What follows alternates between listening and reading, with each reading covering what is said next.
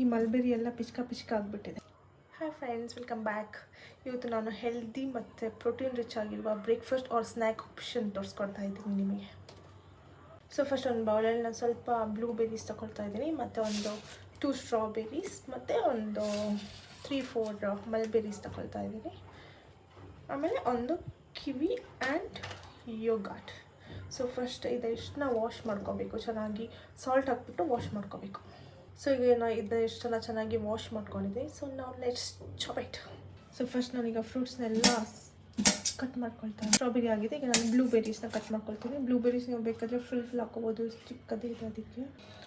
ತುಂಬ ರಾ ಇದೆ, ಹಣ್ಣೇ ಆಗಿಲ್ಲ.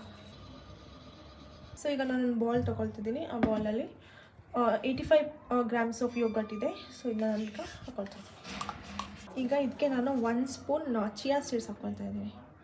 ಸ್ವಲ್ಪ ಚಿಯಾ ಸೀಡ್ಸ್, ಅದು ಆಪ್ಷನ್ ಬೇಕಾದರೆ ಹಾಕೋಬೋದು, ಇಲ್ಲಾಂದರೆ ಬೇಡ. ನೆಕ್ಸ್ಟ್ ಇದಕ್ಕೆ ಸ್ಟ್ರಾಬೆರೀಸ್ ಹಾಕ್ತೀನಿ. ಹೀಗೆ ಡೆಕೋರೇಷನ್ ಎಲ್ಲ ಮಾಡಬೇಕು ಅಂತಿಲ್ಲ, ಎಲ್ಲ ಮಿಕ್ಸ್ ಮಾಡ್ಕೋಬೋದು. ಬಟ್ ನಾನು ಡೆಕೋರೇಟ್ ಮಾಡ್ತಾಯಿದ್ದೀನಿ.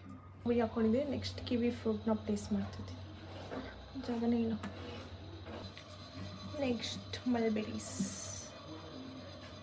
ದೊಡ್ಡ ಬೌಲ್ ತೊಗೋಬೇಕಿತ್ತು, ಜಾಗನೇ ಇಲ್ಲ. Tada, healthy protein rich breakfast or snacks ರೆಡಿಯಾಗಿದೆ. ಆಮೇಲೆ ಪ್ರೀವಿಯಸ್ ವೀಡಿಯೋಲಿ ಯಾರೋ ಹೇಳಿದರು